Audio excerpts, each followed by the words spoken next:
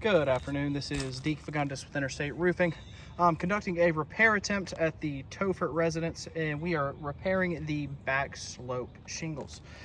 So today I have marked off the damaged tab. As you can see, it is already creased, and there is no damage to the occurring shingles above. Now, I marked this off so that when I pull it out and put it back in, we can line it up absolutely perfectly. Now, the tools that I'll be using today, for starters, we will not be using a snake. We will be using a mag hatch. This is the industry standard tool in roof contracting. Any roofer worth their weight in salt will be using a mag hatch rather than a snake, which is something you guys usually prefer us to use. But we are the contractors. We do get to pick which tools we get to use, as well as it causes damage to these course of shingles below. When you're hammering that back down in, that piece of the snake is bouncing off of this. Think about it, metal on ceramic granules, just bouncing over and over and over again. So, not good. But let's go ahead and start removing the nail fasteners from this shingle, and we will get going. Oh, one thing. Well, another thing that I will not be doing is lifting anything above a 45-degree angle. Now, to put it at this angle, which is where it'll be coming from, that's about a 45-degree angle. Okay, perfect. All right. So, sorry, I had to wave to the neighbors really quick. All right, so continuing on. Today, we'll be removing these fasteners from the two courses above this one. All right, so getting started, let's go ahead. That one's already undone.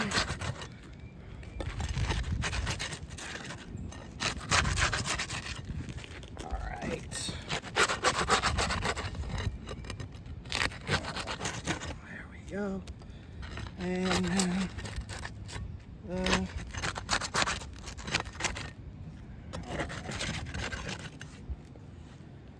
okay. Now, sorry, it's hot. Start removing.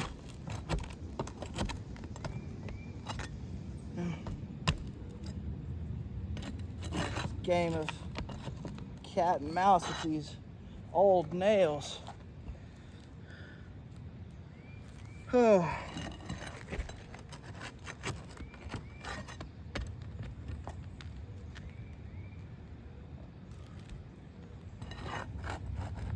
That is a low nail. That's not doing anything.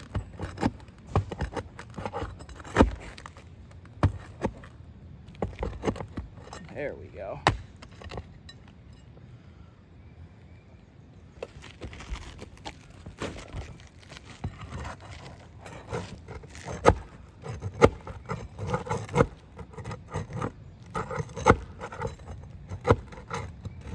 Come on.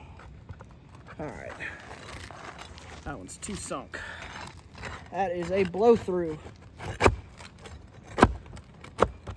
Oh, we got another blow through.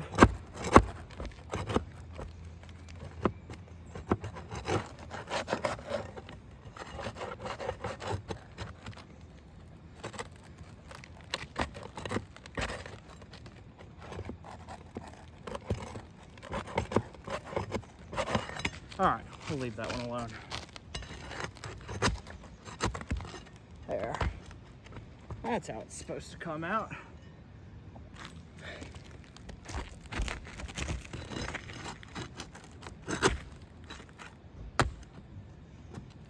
And there we go. Okay, so let's double check our work.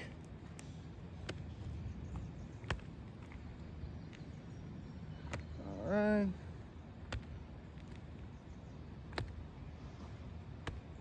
Okay.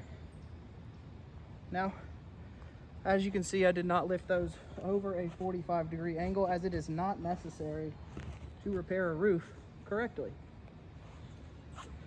but if I did this correctly, they should slide out. Okay, those nail pops are gonna present themselves a challenge.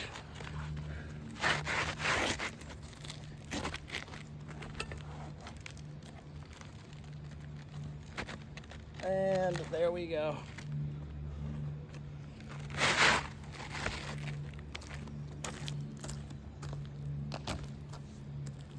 All right, so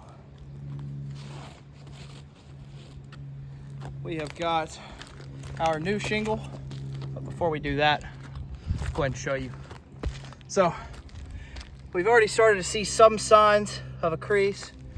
We've got even more obvious signs right here, and right here as well. Okay, so technically this repair has already failed, but we will keep going for the insured's sake. Okay.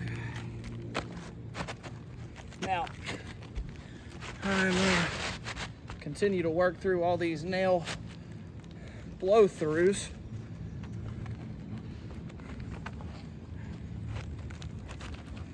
This roof was not installed correctly. That's all right.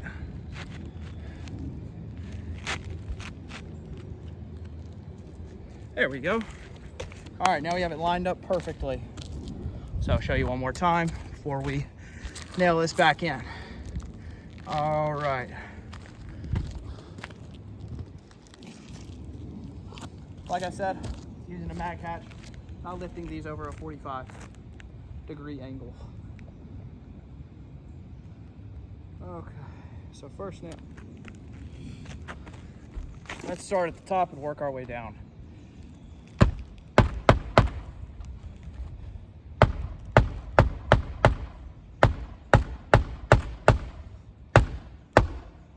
There we go. Bit of a soft spot, it's a bit hard to get through.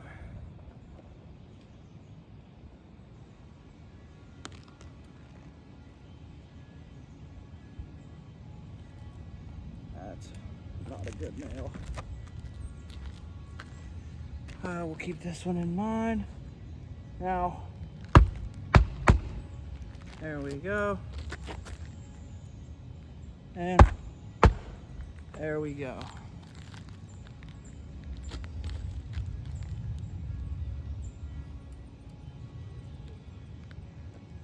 Ooh, this nail's a little bent up. That's all right. That's all right.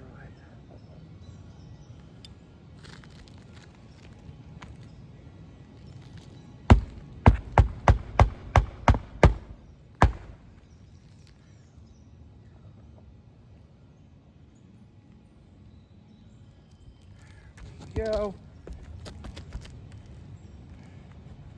Last two.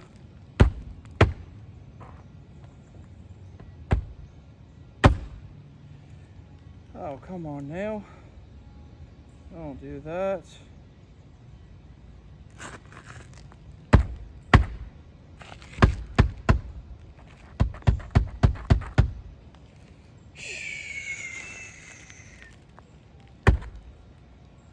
All right, different nail then.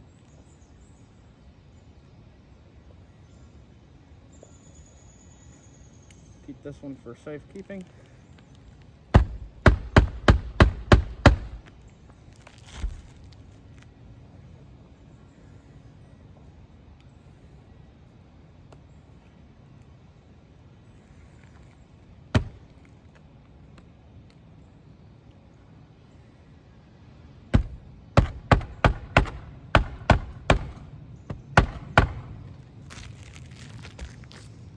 All right.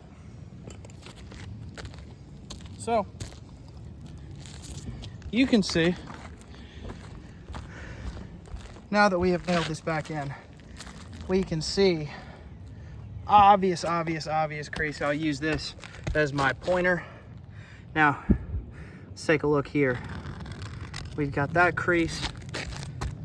We've got this very obvious crease. And this right here. This is just clear signs. But I like to do a test with every single roof I repair. Now, I like to show this to you guys because this is super interesting. So here we have a brand new pliable shingle, right? So I can lift this. Let's say if this was a 45 degree, let's call this a 90. Let's call this a 90 right here. Well, let's go even further. Let's go 180. How about that? Now this just flops right back down. Now I can wipe. Nothing happens. So I like to go down the line. So let's just lift these to a 45. 45, back down, 1, 2, 3, nothing. We'll call that a pass. Right here, we'll go for the most obvious ones first. Right here, oh wow, you can feel this has been broken. So we've got right here, and put it to a 45, drop it back down, wipe, and that just makes it even more obvious. So this has failed. All right, going down to right here. Oh yeah, most definitely. 45, drops right down, wipe, clear creasing. Okay, so now we'll go to this one. Now this is only affected by this one right here, but we'll lift it to a 45 anyways. Wipe. Perfectly fine. I'd give that one a pass as well. Now last one. This seems good too. We'll put it to a 45, drop it down, wipe.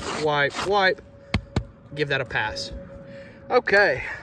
Now this last one, which we've already seen, has already failed, but 45, down, wipe, obvious cracking. Now, we have 3 damaged tabs as a result of just repairing one. So let's say there were 30 damaged shingles on this home.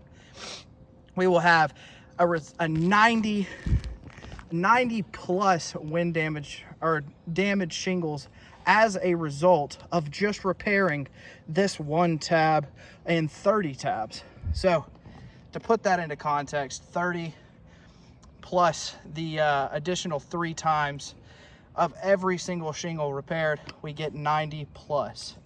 So this repair has failed.